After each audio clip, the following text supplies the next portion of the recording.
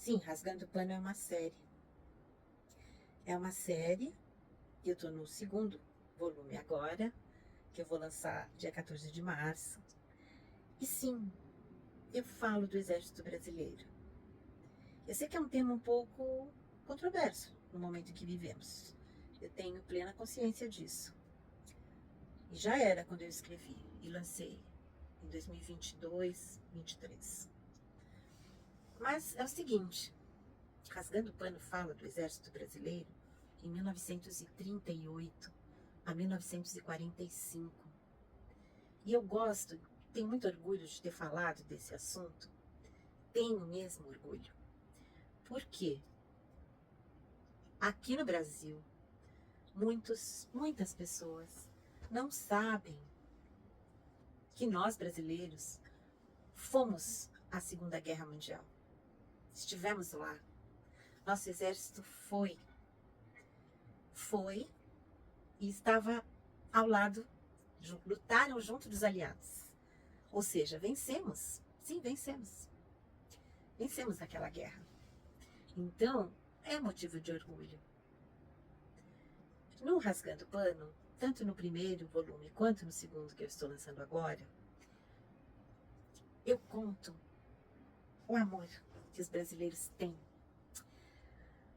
pelo seu país. Eu conto que os rapazes foram voluntários. O nosso exército não tinha um contingente suficiente para mandar lá para a Segunda Guerra, lá para o teatro da guerra, como se fala, né? Eles costuma se dizer assim, o teatro da guerra, o teatro de operações, ou seja, a Europa. Nós não fomos naqueles frontes que não estavam na Europa. Nós não fomos para o Japão, não. Nós fomos para a Itália. E nós entramos para valer nessa guerra em 1944, quando, de certa forma, ela já estava se encaminhando para o final. Mas eu vou contar aqui só assim por alto e vocês vão acabar entendendo como é que foi importante a nossa participação. Agora, o que eu quero também dizer é que os nossos soldados, eles foram chamados de pracinhas. Era um apelido carinhoso, porque muitos estavam sentando praça naquele momento, né? Eles estavam ingressando no Exército e na Força Expedicionária Brasileira. Em 1942 eles começaram. Para valer, os treinamentos foi em 1943, cada um em algumas cidades do Brasil. E em 1944, em janeiro, foi decidido pelo Comando do Exército, que na época era do general Mascarenhas de Moraes, foi decidido que os brasileiros iriam se concentrar no Rio de Janeiro, que era a capital do país naquele momento, e o nosso presidente era o Getúlio Vargas. E ali houve uma concentração de rapazes de todo o país, treinando, ficaram ali aquartelados, como se diz, ficaram ali, e ali eles treinaram. As condições em que eles treinaram, eu também conto no livro. Olha, gente, isso aqui não é uma aula de história, tá bom? Não é uma aula de história. Por isso que no livro é divertido, porque você vê sob a ótica de um rapaz que esteve lá, de vários rapazes, sob a ótica de suas namoradas, suas mães, seus pais. Você enxerga a história, mas se sente ali, entendeu? Você sente ali escorrendo suor daqueles meninos, bem jovenzinhos mesmo. Alguns que não eram do exército e foram voluntários ou convocados, depois eu vou falar dessa questão dos convocados. Alguns não tinham nem treinamento, fizeram tiro de guerra e só. Ou seja, alguns eram contadores, trabalhavam em farmácia, enfermeiros, eram empacotadores, né? Motoristas, enfim. Existiam essas profissões, não é? Muitos eram estudantes, sim. E agora chegou a hora de eu falar para você, só para você, que os estudantes, muitos deles, foram para a guerra como um castigo, tá? Por quê? Vivíamos uma ditadura, a ditadura Vargas, como eu já disse, e os estudantes estavam protestando contra o governo e o governo então decidiu e disse: vocês estão aí protestando, vocês estão aí gritando que devemos estar junto dos aliados e não, como até então o Brasil estava posicionado junto ao eixo, né? Alemanha, Itália e Japão.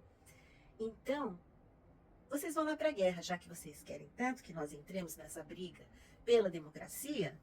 Então vocês vão lá, vocês vão lutar, vão dar o seu sangue lá por essa causa. Alguns morreram lá, realmente deram sangue e a vida por essa causa. Mas muitos, graças a Deus, a maioria voltou. E muitos contaram as suas histórias. As histórias de estudantes que protestaram e foram castigados. Foram enviados para a guerra, para ver se lá eles morriam, porque eles estavam incomodando o governo da época. Sim, foram. Muitos eram paulistas, sabe, do estado de São Paulo. Quando eu escrevi esse livro, eu fiz uma vasta pesquisa, li alguns livros também de estudantes que foram como castigo. Foi assim uma experiência deliciosa conhecer a história desses rapazes. Muitos deles estavam realmente alinhados contra o governo. Foram as últimas consequências. Enfrentaram a polícia na rua, saíram em passeata, fizeram aquela passeata do silêncio, onde eles usavam mordaças aqui para dizer que eles não podiam falar. Enfrentaram a polícia, que foi para cima deles com metralhadoras, com armas do exército, com canhões.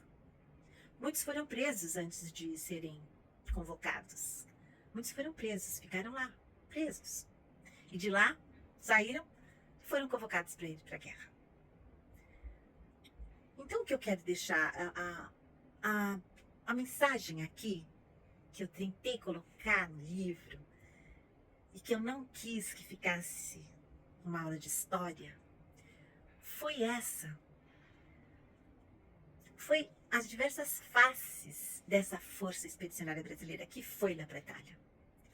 Era isso, foi isso que eu quis mostrar. Os italianos, as italianinhas, descendentes, né, de italianos que moravam principalmente na região sudeste do país, principalmente São Paulo, como vocês já sabem.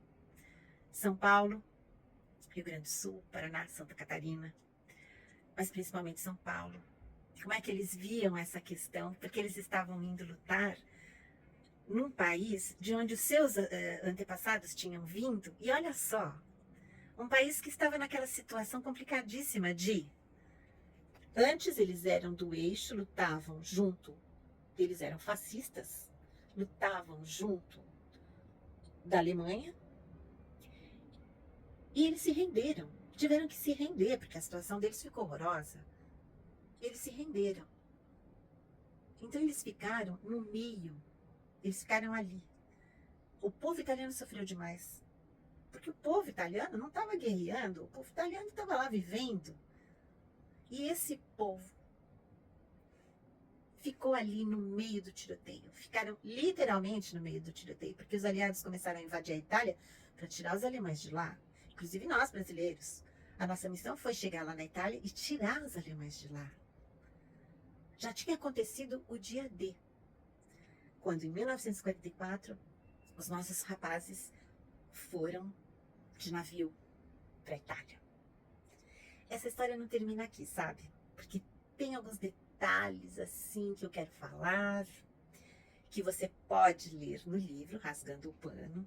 Você vai ver detalhes de como foi o treinamento, de como eles embarcaram nos navios, os mistérios que envolvia esse embarque, o local onde eles iriam desembarcar, que também estava envolvido em mistério. Muitos não sabiam se iríamos para a África ou, de repente, para o fronte lá dos americanos contra os japoneses.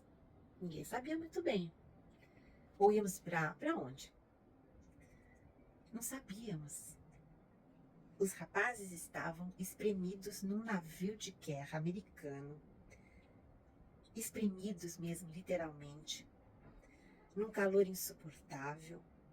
A travessia do Atlântico foi terrível.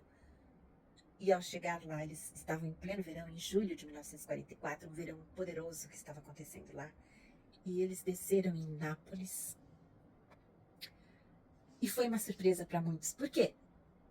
Eles viram que passou a África, passou pelo Estreito de Gibraltar e foi parar lá em Nápoles, no porto. Então lá eles enfrentaram coisas que jamais tinham enfrentado aqui no Brasil. Claro, não é? Então, para você entender os detalhes sórdidos, para você entender essa história, você precisa ler o livro. Mas, claro, aqui eu conto um pouco, porque isso aqui é só um aperitivo para você. Tá bom? Um beijo grande e fui.